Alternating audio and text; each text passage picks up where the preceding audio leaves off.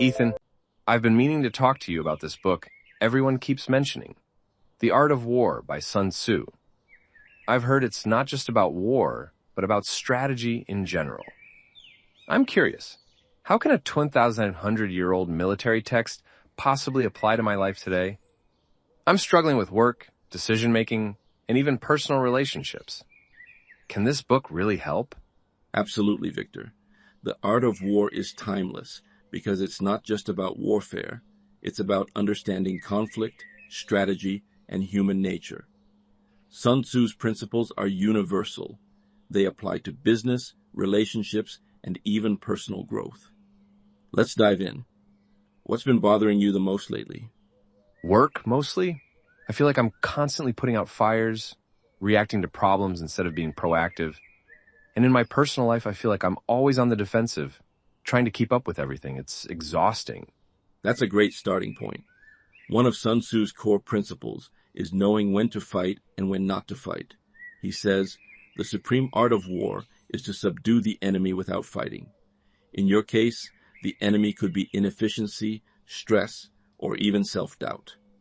Are you picking battles you don't need to fight? I've never thought of it that way. I guess I do get caught up in small conflicts at work, like arguing over minor details in meetings, when I should probably let them go. But how do I know which battles are worth fighting? Sun Tzu would say it's about strategic positioning. You need to assess the situation, understand your strengths and weaknesses, and decide whether engaging is worth the cost. For example, if arguing in a meeting drains your energy and doesn't contribute to your long-term goals, it's not a battle worth fighting. Instead, focus on aligning your efforts with your objectives. Does that make sense? It does, but it's easier said than done. How do I stay focused on the bigger picture when everything feels urgent? That's where adaptability comes in. Sun Tzu emphasizes the importance of being flexible and responsive. He says, water shapes its course according to the nature of the ground over which it flows. In your case, you need to adapt to the circumstances without losing sight of your goals. For instance, if a project at work changes direction, don't resist. Find a way to flow with it while still steering towards your objectives. That's a great metaphor. I can see how being rigid is holding me back. But what about when I feel like I'm being taken advantage of? Like when colleagues dump their work on me? How do I handle that without starting a conflict? That's where deception comes into play. Not in a malicious way, but strategically. Sun Tzu says, all warfare is based on deception. In this context, it means not revealing your full hand. If you're always saying yes, people will keep taking advantage of you. Instead, create the perception that your time and energy are valuable. For example, you could say, I'd love to help, but I'm swamped with X project right now. Let's discuss priorities. This subtly shifts the dynamic without confrontation. That's brilliant. I've always been terrible at setting boundaries. But what about bigger decisions like career growth? I feel stuck, like I'm not moving forward.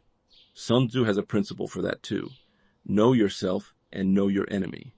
In this case, the enemy could be the obstacles in your career, whether it's competition, lack of skills, or even fear of failure. To move forward, you need to assess your strengths and weaknesses honestly. What's holding you back? I think it's fear of failure, mostly. I don't want to take risks because I'm afraid I'll mess up. That's a common struggle. Sun Tzu would say, in the midst of chaos, there is also opportunity. Failure isn't the enemy. Inaction is. By not taking risks, you're already losing the battle. Instead, calculate your risks carefully. For example, if you're considering a new job, research the company, network with people in the industry, and prepare thoroughly. That way, even if it doesn't work out, you've gained valuable experience. That's a good point. I've been so focused on avoiding failure that I'm not even trying. But what about relationships? Can the art of war help there too? Definitely. Relationships are all about strategic positioning and understanding the terrain.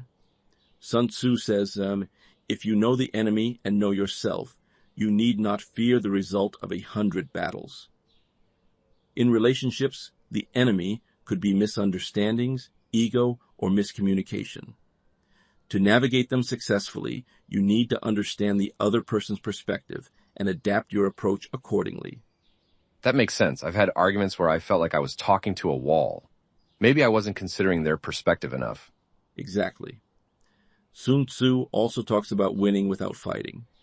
In relationships, that means resolving conflicts through empathy and compromise rather than confrontation. For example, instead of saying, "You're wrong," you could say, "I see your point, but here's how I feel." This approach disarms the other person and opens the door to collaboration. I like that. It's like turning a potential battle into a partnership. But what about when someone is genuinely difficult to deal with? How do I handle that? Sun Tzu would advise you to use their strengths against them. For example, if someone is overly aggressive, don't match their energy. Stay calm and composed. Their aggression will often backfire, and you'll come out looking like the reasonable one. It's about outmaneuvering them without direct confrontation. That's such a subtle but powerful approach. I'm starting to see how these principles can apply to almost every aspect of life. But how do I put all of this into practice without feeling overwhelmed? Start small. Pick one principle, like knowing when to fight, and apply it to a specific situation. Once you've mastered that, move on to the next. Sun Tzu's teachings are cumulative. The more you practice, the more natural they'll become. And remember, it's not about perfection. It's about progress. That's reassuring. I think I'll start with setting better boundaries at work. It's something I've been avoiding for too long. Ethan, this conversation has been eye-opening. I'm glad to hear that, Victor. The art of war is a treasure trove of wisdom, and the more you study it, the more insights you'll uncover. Remember, the goal isn't to win every battle. It's to win the war.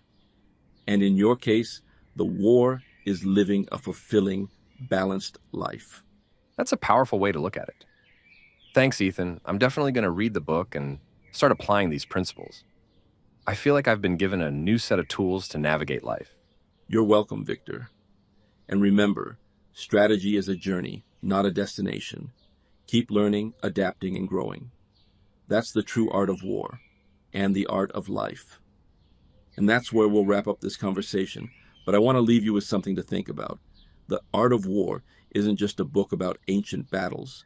It's a guide to navigating the challenges of modern life.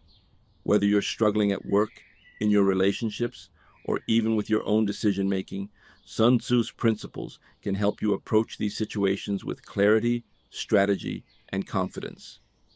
Think about it. How often do you find yourself reacting to problems instead of proactively shaping your path? How many battles are you fighting that you don't need to? And are you truly leveraging your strengths, or are you letting fear and uncertainty hold you back? These are the questions the Art of War encourages us to ask ourselves. So, if this conversation resonated with you, I highly encourage you to pick up a copy of The Art of War. Read it slowly, reflect on its lessons, and start applying them to your own life. You don't have to be a general or a CEO to benefit from Sun Tzu's wisdom. You just have to be willing to think strategically. And hey, if you found this discussion helpful, don't forget to like, comment, and subscribe for more deep dives into timeless wisdom and practical strategies. Let me know in the comments how you plan to apply Sun Tzu's principles to your life. I'd love to hear your thoughts. Until next time, remember, the art of life, much like the art of war, is about knowing yourself, understanding your environment, and choosing your battles wisely. Stay strategic, stay adaptable, and keep moving forward. Thanks for watching, and I'll see you in the next video. Subscribe for more content.